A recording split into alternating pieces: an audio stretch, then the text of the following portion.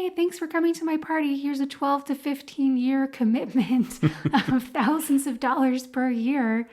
Like, you're going to have to hire dog walkers and vet bills and the cost of dog food and like all of the accoutrements that come with having a dog. I mean, this is not a cheap endeavor.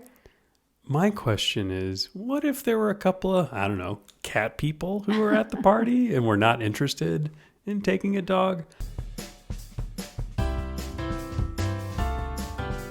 Welcome to Pennies and Popcorn, the show about real money lessons from the world of TV and movies. With your hosts, Carla Cash and Robert Davidson, a couple of personal finance geeks and movie lovers. Hey guys, welcome to today's episode. Last week we did kind of a downer episode on Bowling for Columbine and some statistics on guns.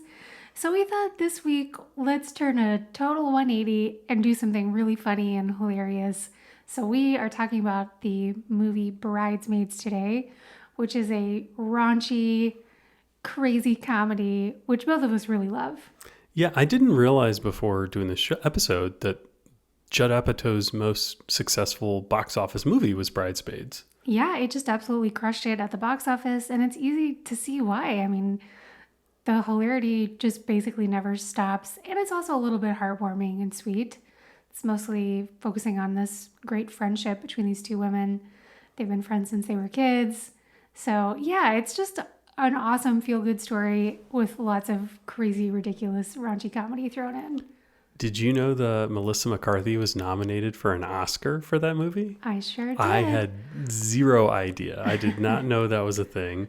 I'm such a fan of Melissa McCarthy. I've been a huge fan of hers since her Gilmore Girls days when she played the awesome Sookie St. James. And she just kills it as Megan in this movie. I don't think I'm ever not laughing when she's on screen. So she just knocks it out of the park. And you knew that the guy who plays Air Marshal John is her real life husband? Oh yeah, Ben Falcone, I think is his name. I believe that's right. Yeah, they were also featured together in the show 9 Perfect Strangers, which was also pretty good. I just basically love anything with Melissa McCarthy in it. She can do no wrong in my eyes. Well, did you know that her role of Megan, Rebel Wilson, tried out for that role and was not awarded it, but she did such a great job in her audition. She impressed Apatow and the whole team enough. I think she did like an hour of improv in her audition, and they were just like, wow, this lady's great. She got her first gig in America playing her character, Brenna, whatever her character's name is on this show. I think it's Bryn. But Bryn. Yeah, I honestly had forgotten that she was in it until we started rewatching it.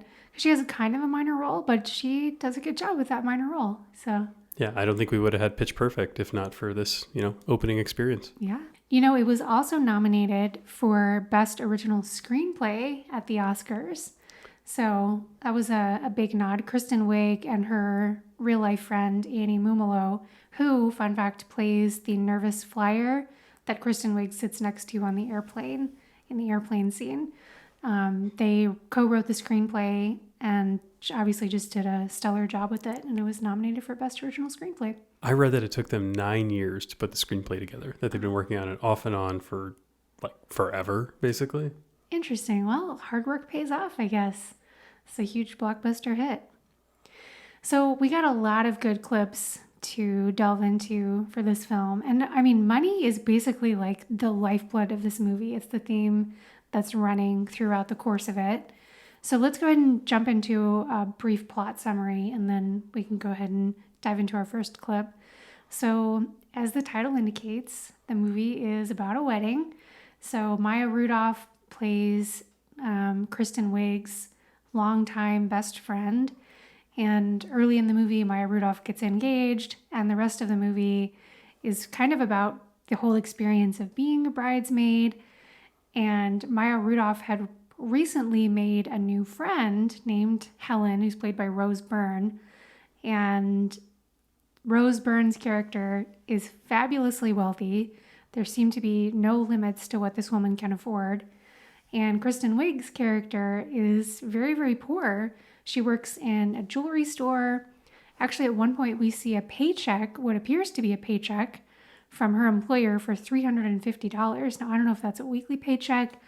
Maybe it's some kind of a commission check. You would think she's got to be making more than $700 a month for that to be like a bi-weekly paycheck. But clearly she's not making a lot of money and is really struggling to get by. And as so many people out there listening, I'm sure know, being a bridesmaid can be very expensive. So it's kind of about this struggle between Kristen Wiig and Rose Byrne, the very wealthy character and the very poor character. Indeed. Yeah, I think it's just a funny story, right? It's like a raunchy comedy rom-com combo. Yeah, I think that pretty much sums it up in a nutshell. Yeah. Yeah, it came out in 2011, so it's been 11 years since it first hit theaters. If you haven't seen it in a while, go back and give it a rewatch. Certainly if you've never seen it, definitely get yourself to the nearest television and watch this movie. It is really, really well done.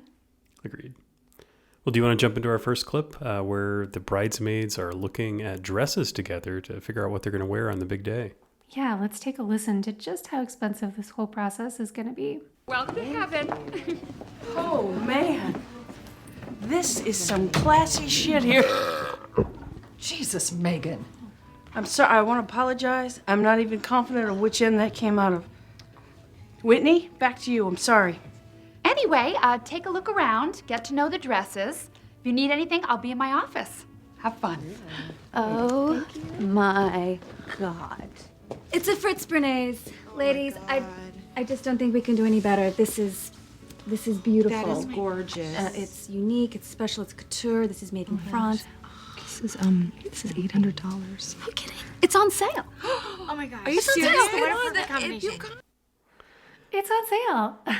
So the place that they went to was, you could only get in if you had a reservation, which that's not the kind of store I want to be shopping in. Very, very true. Totally agree. So they're in this really classy joint, as you hear Melissa McCarthy say before she makes this crazy noise coming out of which end, we don't know. But so let's back up a little in the plot. So the whole crew, the bride-to-be and all of her bridesmaids, had just eaten lunch at a Brazilian steakhouse. And it was kind of in a not super nice part of town and looked pretty run down on the outside. And all of these people show up there, and Kristen Wiig's character had chosen the restaurant, and everyone's looking at her like, what kind of dump did you bring us to? And then Maya Rudolph, her friend, comes to her rescue, and she's like, guys, trust me, Kristen Wiig is so good at this kind of stuff. She always picks the best places.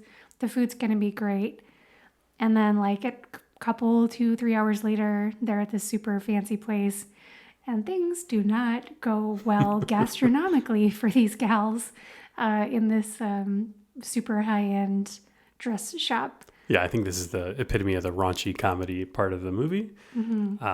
But the dining experience that they had, I don't think it would have been likely to lead to food poisoning the way it was presented. I'm sure it was in some place that was next to a check cashing establishment or something like that, but I don't know. The food looked reasonable and decent to me. It's a restaurant that existed. I think it was in a standalone building. I mean, it wasn't too terrible. I don't know. So the cost of going to a churrascaria, the Brazilian steakhouse kind of places like Fogo de Chao or Texas de Brazil or Rodizio Grill, there's a handful of chains that exist all around the country that offer this kind of thing. And the food is usually excellent and the service is great and it's a fun time. The normal meal there is going to cost you between, let's say, $45 and $65, depending on which of the fancy ones you're at and how nice it is and where you are in the country. But that's kind of like a reasonable estimate for just the base buffet, right? That you get the salad bar, you get all the meats brought to you. If you want any drinks, it'll be more than that, of course. And you'd obviously need to tip your servers and pay taxes on top of that. But that's kind of the normal gateway price. I was looking online trying to find any kind of a discount churrascaria. It's pretty hard to find one that's particularly cheap. What's funny, now living in Colorado, I did a Google search for discount churrascaria, and the only one that came up was one that we've been to in Irving, in Texas. I think it's like Villa del Brazil or something like that. Or, I do remember that place. Yeah, and it was inexpensive. I think it was under $30, like $28 or $29 a plate. but it was the same kind of experience, just with fewer options. I kind of think what they showed in Bridesmaids was almost that same kind of place.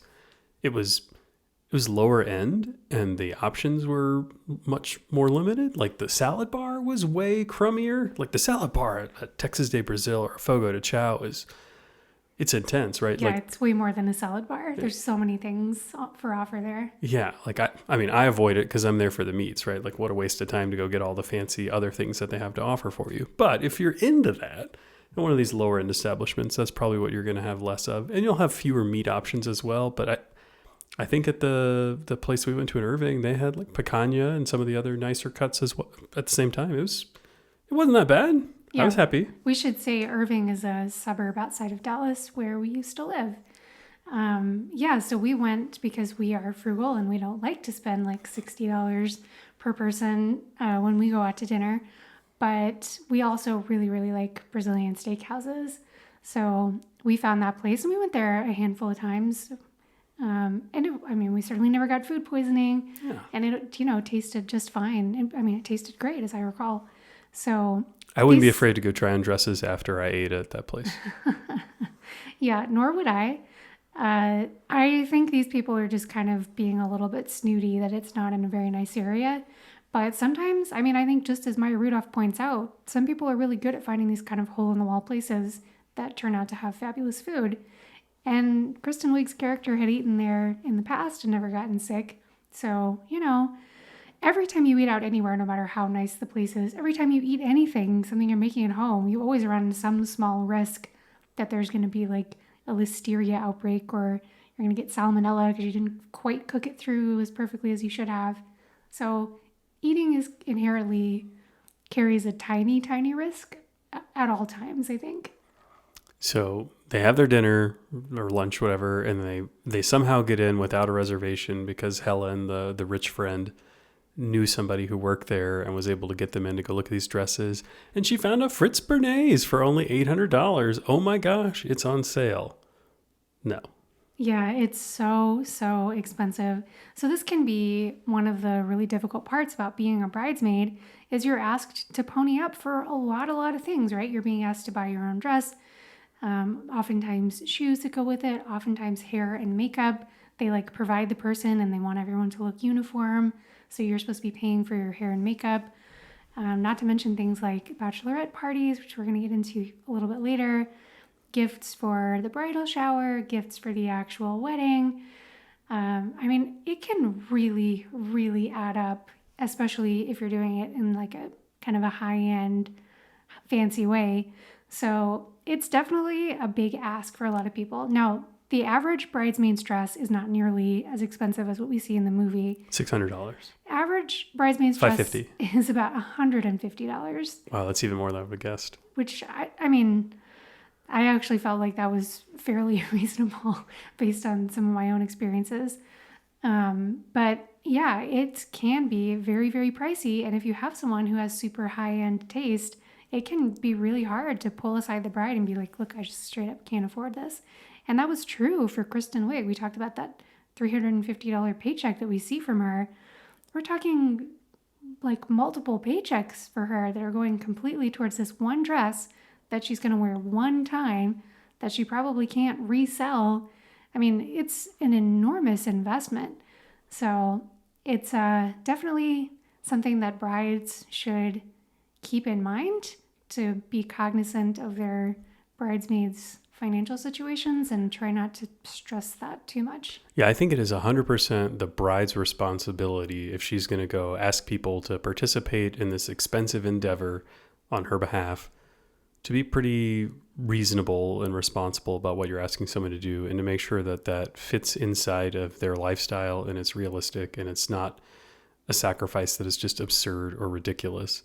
However, not everyone is that conscientious or is that capable of analyzing that sort of situation themselves. Many people would happily go into debt to participate in someone else's wedding and would expect their friends to do the same.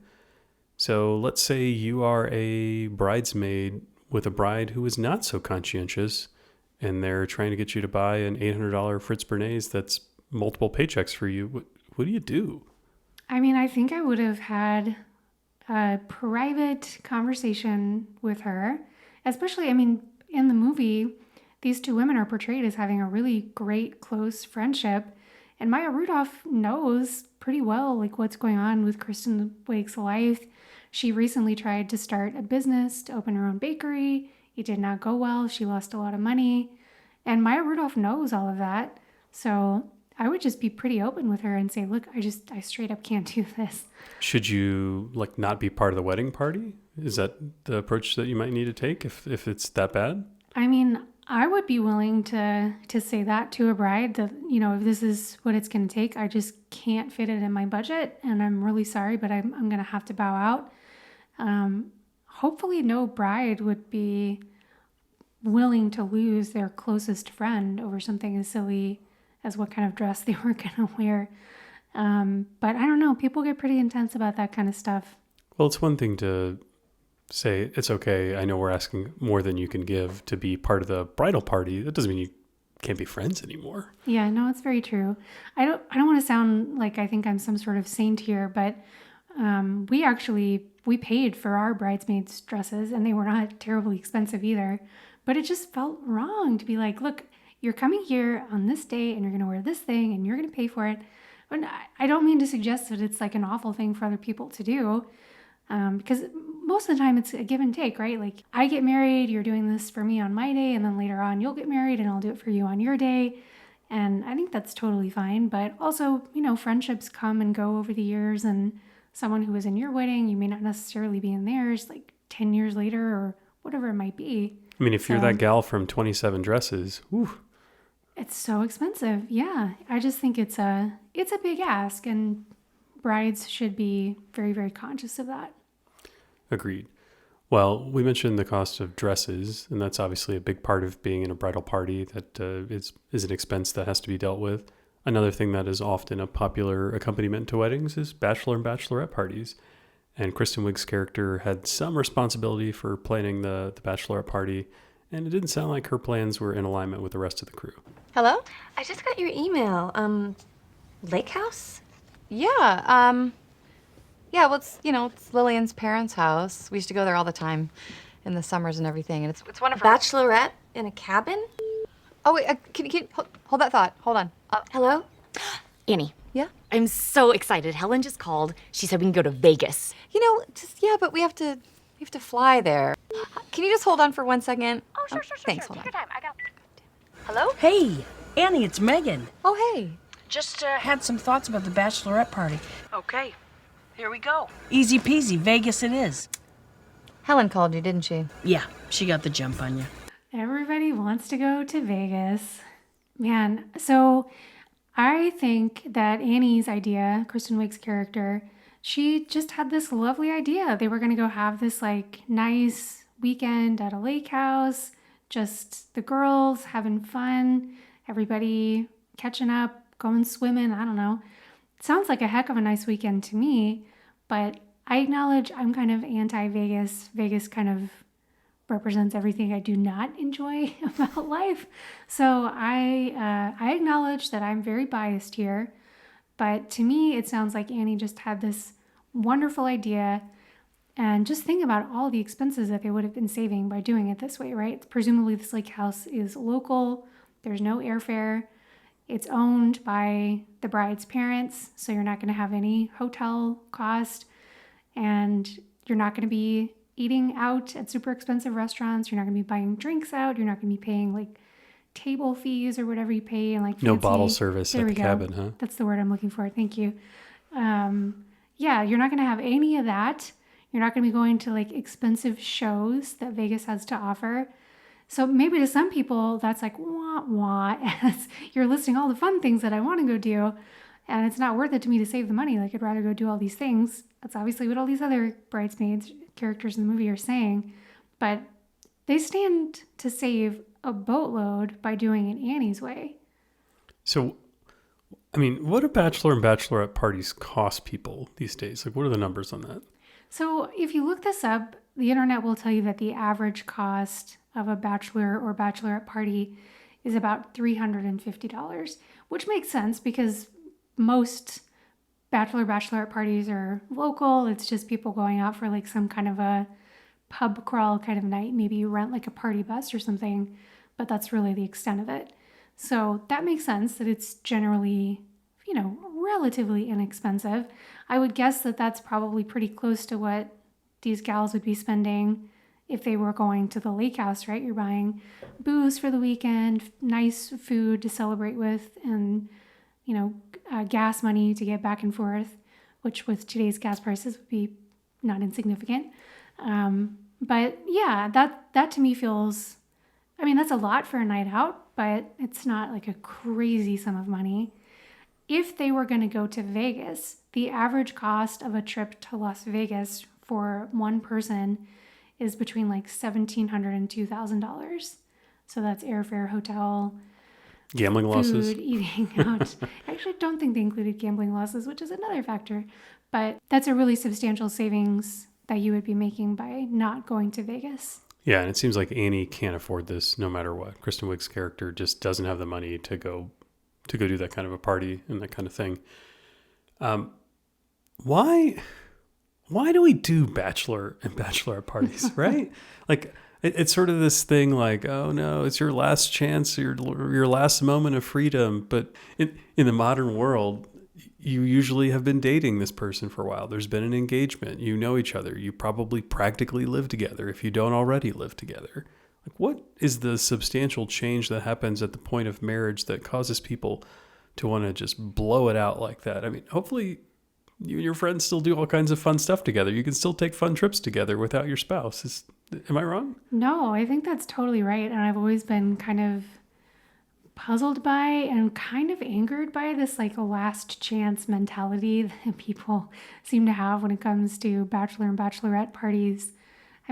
Hopefully you're entering into a partnership with someone whose company you genuinely enjoy and who you want to do lots of things with, but you have a healthy enough relationship that you're not like tied at the hip all the time, and one of you can go off and do something fun with another group of people or on their own or whatever they want to do, and it's not like a relationship ending thing to have somebody go off and do something on their own.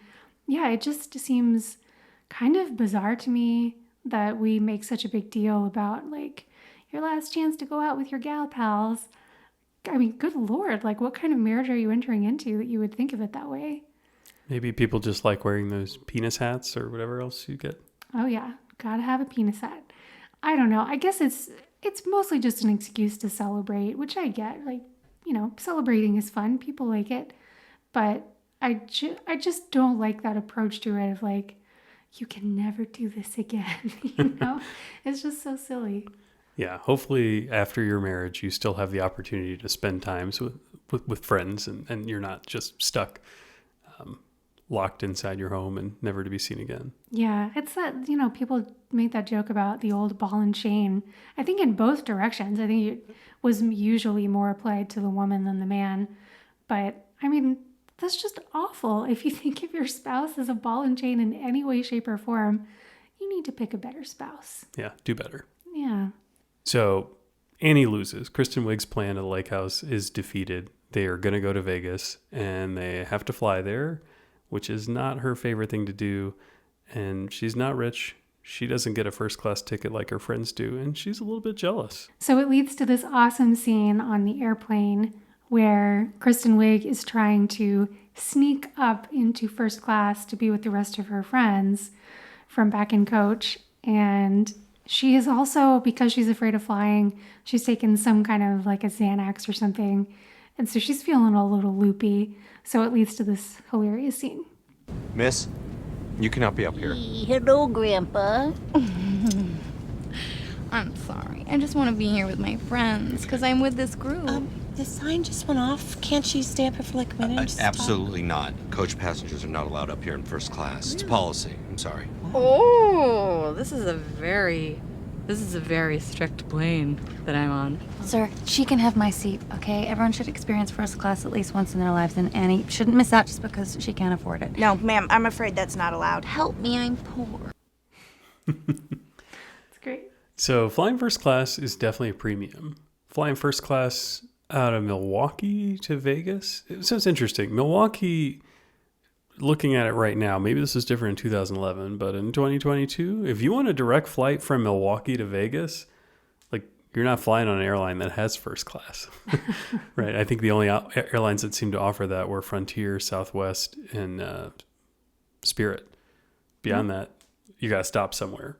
So, but if you were going to fly first class from Milwaukee to Vegas with your one-stop flight on somebody like United, you were probably going to pay at least double for a first class ticket, from $700 or $800 to about $1,500 or more. Wow. For the first class ticket. That's a lot. If you don't want to fly out of Milwaukee because your options are pretty terrible, you could just drive like a little over an hour and a half down to O'Hare in Chicago and get a traditional economy ticket for $400. Way better options there. Direct flight, probably a smarter path anyway.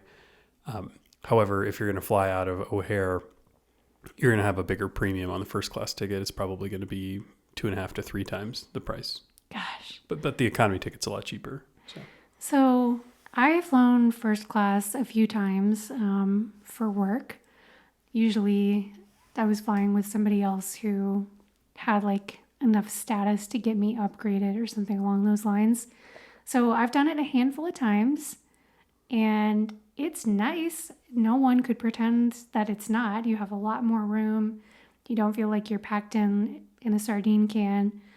But to me, it seems like a very poor use of funds, especially if you've got relatively limited funds, to be paying like 2 or 3x what you could otherwise be paying to sit like 5 feet back and get to the exact same destination and just have a little bit more room to like spread your arms out a little bit for 4 or 5 hours, whatever it is.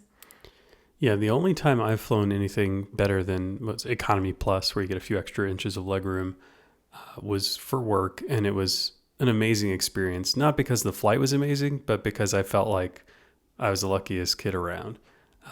That our national director of engineering and I and one of our vice presidents were all traveling back together. We had a selection interview for some project, and there was weather somewhere, and our flight got canceled. And so we all drove from wherever we were to Indianapolis and got on a flight together, and we were some of the last seats on the plane. And our national engineering director got an upgrade to first class. Well, in the car that we'd rented to get over there to Indianapolis, we were talking about flights, and somehow it came up that I had never flown first class, and he got this surprise upgrade and gave it to me. And so actually what we did is we traded seats in the way that they said it's forbidden to do here. He boarded with his first class ticket and went and sat in my seat. And then I boarded with my, back of the plane ticket, sat in his seat, and they called me by his name the whole time on the plane, which was interesting and amusing. So it made me feel really good. He's an awesome guy, and I'm lucky to work with a leader like that who cares about their people to that degree. But the flight itself, I enjoyed the legroom, and it was a fancy experience, and it was a lot of fun. I'm not somebody who's going to go order a bunch of drinks on the plane and take advantage of that feature, but a double or triple premium, it just didn't seem worth it to me as something to do in the future.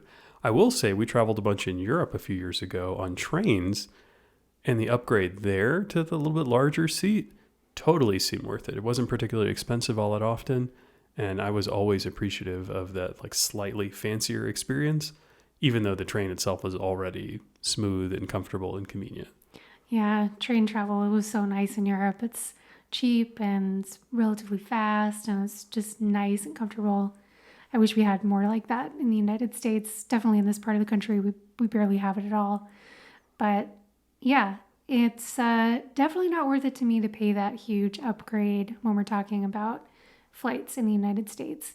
It's no fun to be in coach, but I don't know. I guess I'm lucky I'm not claustrophobic or anything. I'm just happy to, put on some headphones and either read or watch a movie for a few hours and the time just flies by. And then I've got like $1,000 in my pocket that I wouldn't otherwise have had. So it just doesn't seem like the best. If you're taking a trip, there's all kinds of fun things you want to do, restaurants you want to eat at, sites you want to see. That seems like a better place to spend your money than a little more elbow room for a few hours on the flight. So one of my favorite things to do on a plane is actually, like if I'm flying someone like Southwest where there aren't assigned seats, is to try to figure out where I can sit and get an empty seat next to me. I lose that game if I'm going to be in first class, right? Like, You don't even get to play that game. yeah, in they first just class. take it away from you. Yeah. Well, I want to figure out, is seat 10A going to be the spot that manages to avoid anybody sitting next to me, and I get all the extra space at first class? Maybe a little bit, not the leg room, but all the, lateral space. Whew, man, I feel like a winner. That's true. Yeah, you can get a first class experience if you're lucky enough to get an empty seat next to you. Do you remember that time we flew to Hawaii and we got an empty seat on the super long flight that we had? Yes, I and do. It was like the only empty seat on the plane. It was the middle seat between us, I think it was the window seat next to us, and we enjoyed the luxury there. That's good stuff when that can happen. Yeah. You never get those life wins if you already buy the more expensive luxury. It's very true. So the other interesting thing about this clip, I think, is just how frustrated Annie feels being all alone back in coach, right? When all of her friends are up there kind of partying it up and enjoying first class. And I think that raises an interesting point about wealth disparity, because I don't think Annie would have cared one bit about being in first class if all of her friends had been back in coach with her, right? So I think it's just kind of shining a light on how much your friends and their wealth status affects your own perception of how successful you are and what things you are craving in life. Yeah, in any friend group, there will always be one person who is the lowest moneymaker, right? That's a mathematical reality. Mm-hmm. I suppose you could all have the exact same jobs and be all like basically the same, but there's always going to be somebody who is doing slightly worse than average within any decent sized group. And they're always going to have this tug of war, like whether we're talking about buying an upgraded plane ticket or as something as simple as where they should go to dinner. Like somebody may want to go to a place where they can certainly find an entree for less than $12, and somebody else may not want to go anywhere where you can't find anything for under 40. Yeah, I mean, we see that with the Brazilian steakhouse that they go to, right? So it's such a common problem that that so many people face with, if you happen to be the wealthier friend, I think it's incumbent upon you to try to be more cognizant of that and not just like breezily expect people to be able to afford the same kind of things that you can afford. And if you are the less wealthy friend who's on a tight budget, I think it's incumbent on you to be honest about your situation, right? Yeah, be upfront. Yeah, you can't just pretend and go along with it. Otherwise, it's as much on you as it is on your wealthier friends. You've got to say, I have limitations. If you guys want to go have a really fancy night out at, some super expensive Brazilian steakhouse, that's great. You guys do that. Why don't you call me when you're done? Maybe I can meet up with you for drinks afterwards or whatever it might be. And just be straightforward about what's going on in your life. Yeah, I think clear communication and just being respectful. Right? I think everyone is in a different situation, and no one should just assume that other people are comfortable with what you're comfortable with. And it's better to err on the side of being nice. And these are your friends. You should certainly try to make sure you're setting them up in a position where you're not giving them a terrible dilemma about, do I refuse to spend time with you or engage in this activity together, or do I put myself in financial strife? Yeah, it can be a really difficult problem, but I think society makes it a much more difficult problem by the way that we tend to equate financial success with like just overall superiority, which to me just seems so crazy and backwards, because a lot of times there's nothing inherently awesome about what people are doing to earn a big salary. There's a lot of luck that goes into it. There's a lot of like family connections that can go into these things. And just no matter what you're doing for a living, I think it's not a great idea to act morally superior because you're making more money, or to see yourself as inferior if you're making less money than somebody else. I think it's just, the facts of life that some jobs pay more than others, and we should all just be open and honest about it and deal with it directly and not act like it's some sort of pity party for people who are making less or some sort of worshipful thing for people who are making more.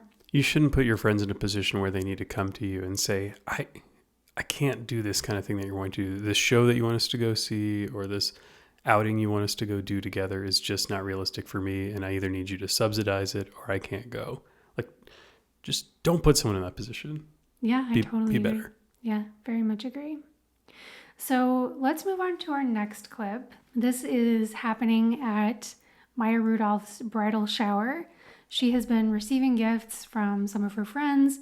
She gets a very heartfelt but inexpensive gift from her friend Annie, Kristen Wiig. It's just kind of like all of her favorite little candies and things from places that she loves in Milwaukee, where they're from. It's a very personalized gift. It's very personalized and it's very sweet. And then she gets a much bigger, more outlandish gift from her wealthy friend, Helen. It is a trip to Paris. And at this point, there has been so much battling and back and forth bickering between Kristen Wiig and Rose Byrne. And it finally just all comes to a head in this one moment when she gives her the trip to Paris. And this is Kristen Wiig's reaction. Are you fucking kidding me? Annie? No, Mom. Motherfucking Paris? Annie, what are you doing? I told you about Paris, Helen. I told you about this whole idea. Annie, calm No, down. Lillian, what are you gonna go? You're gonna go to Paris with Helen now? What are you guys gonna ride around on bikes with berets and fucking baguettes in the basket of the front of your bikes? Oh, how romantic. Lillian, this is not the you that I know. The you that I know would have walked in here and rolled your eyes and thought this was completely over the top, ridiculous, and stupid. Look at this shower. Look at that fucking cookie. Did you really think that this group of women was gonna finish that cookie? Really? Oh, you know what? That reminds me, actually. I never got a chance to try that fucking cookie. How big is, you think the cookie's what, like a square yard? I don't know, it is really, really big. Yeah, it's a a big old cookie. So Kristen Wiig then proceeds to go out and like bash the cookie to pieces. But She also ruins the chocolate fountain, which is like a real regular fountain. it is an actual stone fountain that must weigh hundreds and hundreds of pounds, and it's overflowing with melted chocolate. It's pretty wild. Yeah, I mean, the whole shower is like that, right? There's just all these extremely extravagant displays of wealth all over the place. I'm guessing this party cost thousands of dollars to throw. Oh, definitely. Yeah. Lots. So Annie's response, Kristen Wiig's character's response here, is definitely rude and completely out of line and not the right thing to do to your friend when she's just received an extraordinarily generous gift. But I'll contend that Helen, the friend who gave that gift to Paris, might even be more rude. I mean, that is one of the just grossest displays of wealth and inequality and just show-offiness that I can imagine. Like, who the fuck does that? That just gets me going. How rude and inconsiderate is it to go flaunt your ability to deliver something like that in front of a bunch of other people who certainly don't have that? Your home and this party that you've thrown are enough of that on its own. Yeah. But the idea that you would give somebody a multiple thousands of dollars trip to Paris, in front of a bunch of other people, it just seems so tasteless. How hard would it be to do that in private, and you go take this trip together and you can tell each other about it or whatever, and you can share that she gave you this trip, but it's like a game of one-upsmanship that is just completely uncalled for and really disgusting to me. Yeah, I very much agree, especially the way she does it right after Annie's gift, you know. But yeah, doing something like that in public in front of a lot of other people who definitely could not afford to do the same does feel extremely condescending. So, but I think we do see Rose Byrne's character get a little more heartfelt in a later scene where she kind of breaks down and effectively says, like, this is kind of all I have. Like, she just doesn't have that much going on in her life. She doesn't seem to work. I don't think any of her wealth was earned by her specifically. It seems to all come from her husband. And I think it's kind of like, this is what I have in life. I have the ability to be flashy with my wealth and not a lot else. So, I mean, that doesn't make me feel too sorry for her. It's sort of like, oh, poor little rich girl kind of thing. But it can be hard for some people to cope with that kind of wealth. We don't know anything about her background, whether she grew up with wealth like this, whether it's like, you know, kind of a kid in a candy store to have access to all of this all of a sudden as an adult. But I do think maybe there's a little bit more going on there that we don't get to see in the movie. But yeah, the way that she just upstages everyone and seems to take such delight in it, I kind of agree with Kristen Wiig. Are you fucking kidding me? It's pretty bad. So, I mean, as flashy gifts go, this is definitely on the extreme end, but there is just a point of comparison we're thinking about, that Kristen Wiig's character gives a sentimental gift and Helen gives a flashy gift. How do you feel about sentimental versus flashy when it comes to gift receiving? There are holidays coming that I need to make sure I prepare for. So you and I haven't given each other gifts in a really long time. You just haven't earned them, Carla. Does that mean you haven't earned any either? Oh, well, duh. Yeah. Uh-huh.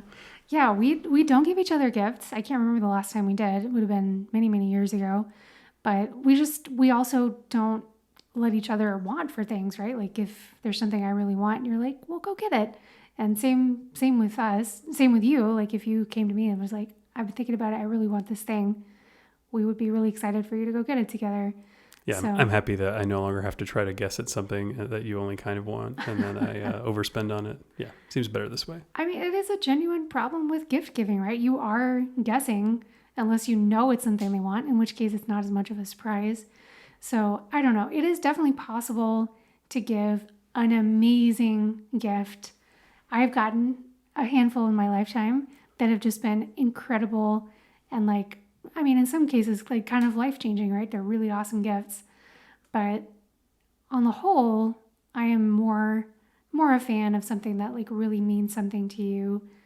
Even a very loving and well-crafted card that somebody gives to you can be very, very meaningful, as opposed to something that's just, a thing that eventually will become obsolete and end up in a drawer somewhere maybe.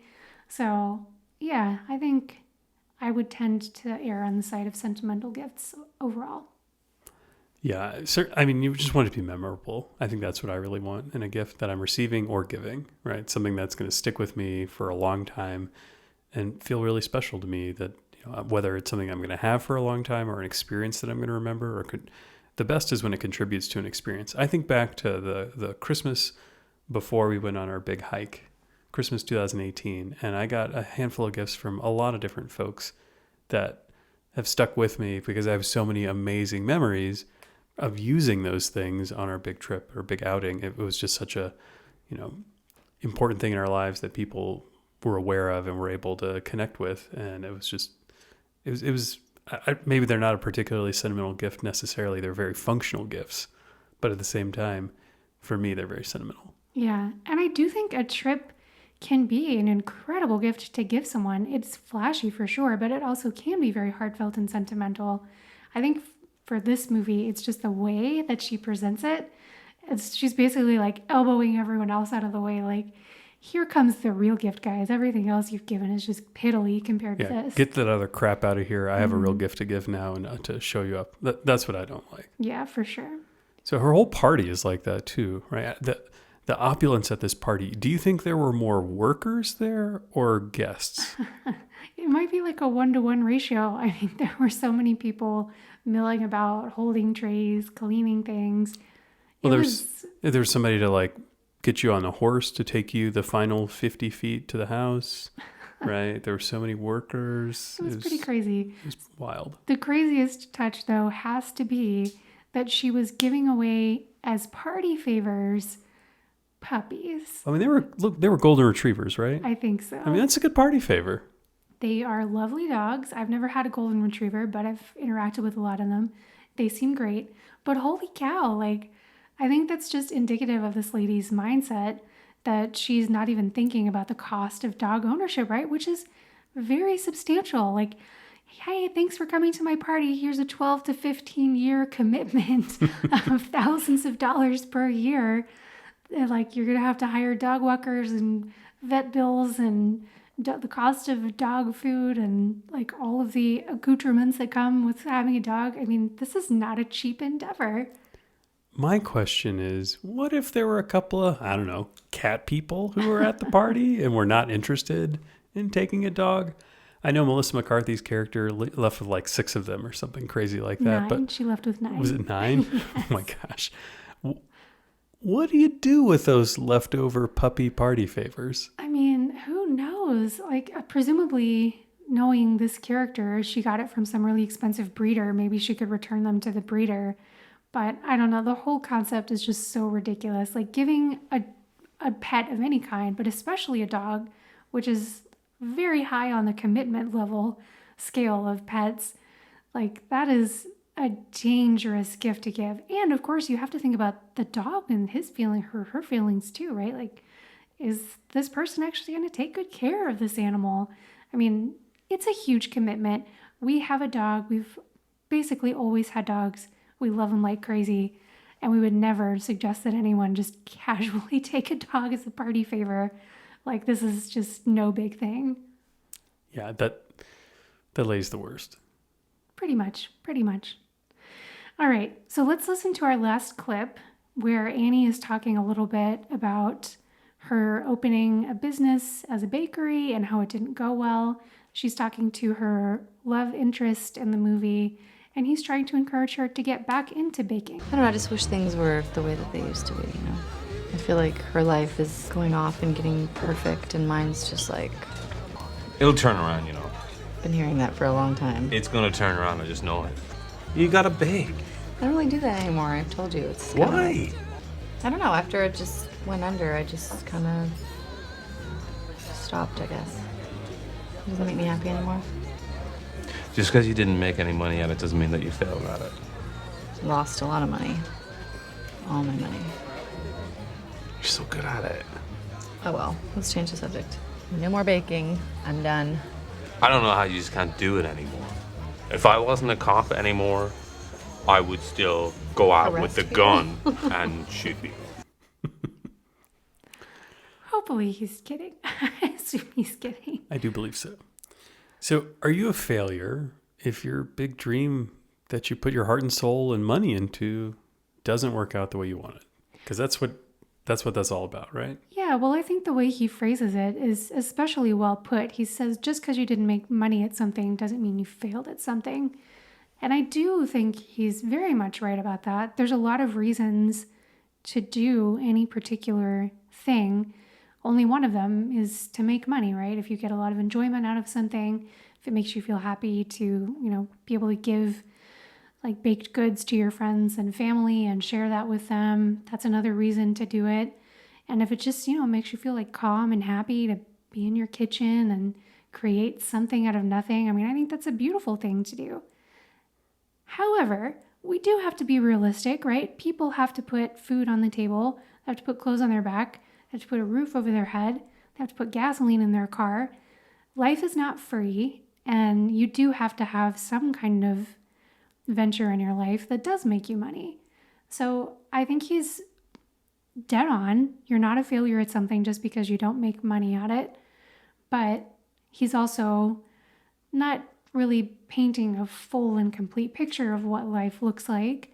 And if she's not able to make money with the baking thing specifically, then you got to do something else to support your hobby of baking that you get a lot of enjoyment out of. Yeah, I would say she's a failure if she sticks with it despite it not working for a really long time and continuing to borrow money and becoming a drain on everyone in her life in order to try to push this dream without doing new things to try to make it more successful. I think that would be much worse.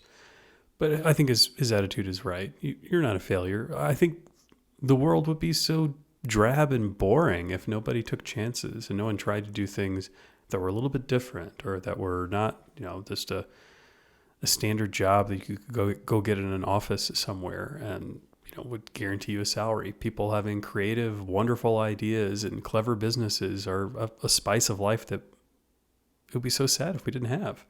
Yeah, I very much agree with that. I think it's just a balance between making sure you can take care of your own needs and you're not putting yourself in a dangerous situation, but also chasing your dreams at the same time, right? Not just prioritizing nothing but a paycheck. So when you and I have talked about this kind of thing, whenever somebody starts a business and it fails, I think we always get into a little bit of a debate about whether or not there was another way for them to be successful, right? We live in a world where there is an online marketplace in addition to the physical one. Do you think Kristen Wiig needed to give up on her dream? Do you think there's another way for her to keep going? Let's assume she still had a little bit of capital remaining and wasn't just unable to pay any of her bills, but could she or should she have done something different? So when I see her talking about this business that she had, we see the actual storefront, which is now like all papered over and kind of falling down because she had to give it up. And apparently no one has rented that space since, which might be an indication that it's not like the best part of town to have a business in. But when I see that physical storefront and I think about the fact that she had a baking business, my first thought is you don't have to have a physical storefront to run that kind of business. She, in today's world, certainly, I think in 2011 too, for sure, she could have been running this business completely online. Now, maybe her kitchen at home wasn't quite big enough for her to be like making all of the things that she would want to sell, but she could have probably rented a big kitchen for a lot less money than like an entire storefront that looks pretty, right? Just like basically she's paying for counter space and oven space, maybe not even full time either, right? Maybe for just a few hours a day and she can get all the baking done. So there are ways to skin this cat. There are ways for her to keep this business going and not just give it up completely because she couldn't afford the rent anymore. And I mean, that's a huge expense. Like having a physical office is a really, really big expense. So cutting that out of her budget completely might have been enough to keep it going. I don't know. But to me, I think she should have tried that before completely throwing in the towel. Interesting. I don't know if an online bakery has the reach necessarily to get to people. Right. I mean, it's not something that she would be selling her wares to the whole country. It would be a local bakery. Sure. That really doesn't have a place to get anything except for an online fulfillment or, delivery of something. So it would be big orders, big party type things rather than somebody dropping in for a fancy cupcake. Right. But maybe, I think it's reasonable. I mean, I know personally of people who have done similar things, and I mean, they can turn a profit. It's possible. I also remember we watched an episode of Shark Tank many, many years ago, and they featured this little kid who was making homemade marshmallows, which stuck in my memory because I love marshmallows. And he was packaging them up and sending them all over the country and running it completely out of their home kitchen until it grew like crazy, and then they had to get a bigger space. So it definitely can be done. I'm not suggesting that it's like a snap and anyone can do it. It obviously takes a lot of skill and a lot of marketing savvy and a lot of luck. We should be honest about that. But it's not impossible, and she could have, thrown her hat in the ring and given it a shot. I am skeptical that it would have worked out, but if it's something that she was passionate about, trying it in different ways is certainly a reasonable pathway to give it her best effort, for sure. Yeah. What I wonder, though, is if she's really into baking, right? They show her making this incredibly elaborate cupcake, right? Like one single cupcake. And I read on the internet somewhere that any serious chef would not have made just a single cupcake in the pan. They would have at least filled the other cups with water to ensure even baking and not warping the pan or something like that, which blew my mind. I guess that's what you do. Who knows? You know how I make fancy cupcakes? I go buy them, right? But this cupcake she made was just crazy and beautiful and a work of art. And what I wonder is when you decide to go take something that's a passion of yours like that and turn it into a career or a job, does it lose the magic? Is it less fun? I think that's a very real concern. It's something that a lot of people talk about. It's, I had this thing that I genuinely loved to do, and then as soon as it became an obligation, it lost all of its joy. I've never had any personal experience with that, but I can certainly imagine that it would feel that way to suddenly something that, when I feel like sitting down and, playing the piano or picking up knitting, those are a couple of my hobbies, or reading, if I became a book editor and I were forced to sit down and read all day, every day, I don't know, would it lose some of its joy? It might. So I think it's a very real possibility. But at the same time, it could also be wonderful for you, and I would hate for anyone to miss out on it if they just were too scared to even give it a chance. Yeah, I think it's silly not to try it if it's something that you really love. Surely you can find a way to make it wonderful. It just may not be the traditional way that everybody imagined. Yeah, I suppose that's true. And, you could hopefully find ways to make your hobby different from the way that you monetize it. So, for example, if you're a book editor, so we just watched that Julia Childs show on HBO. Maybe you could edit cookbooks instead of editing fiction books that you love to read for fun, right? Or maybe edit nonfiction books instead of the fiction books that you love to read for fun, or vice versa, whatever your cup of tea is. So, yeah, maybe you could find ways to make it feel different and unique from what you do for fun so that you can still preserve that sacred space that you get to enjoy. Well, I think if you have something that you're passionate about and you want to try to turn into a business, you should go for it and give it a real honest effort. I think so too. I think it's a fantastic thing to do. And, my mom was always fond of saying, make your work your play, I think is what she always liked to say. And that to me is such a beautiful idea. I know there's a lot of people out there who think that's crazy. Work is work and it always will be. But I don't know. There are ways to earn dollars that can be really fun. So if you find a way to do that, more power to you. Yeah, I don't think I've ever had a job that didn't feel like play, at least to some degree.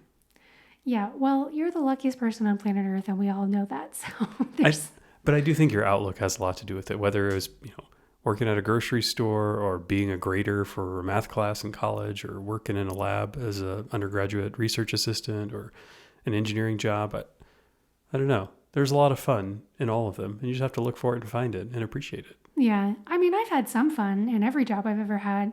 It's just a question of the balance. I think if you can find a way to make your work your play, that's a pretty joyful way to live. So I would encourage it. Agreed. Well, I had fun rewatching Bridesmaids in preparation for this episode. It's a good movie. As Carla said, go check it out if you haven't seen it. And I think the big takeaway for me from this is be a good friend, right? There's so much money stress that everybody has in their life already, and we shouldn't add to your friends' financial stress by not thinking about them and the way that the decisions and the way that a group behaves affects them. Yeah, I completely agree. There's a lot of things that the friends in this movie could have done differently that would have alleviated a lot of stress. So out there in the real world, you guys watch out for your fellow friends and speak up for the ones who are maybe struggling and on a tighter budget, because it can be hard to be the one to speak up if you are that person. Agreed. All right, guys. Well, thanks so much for tuning in, and we'll catch you next time. Take care.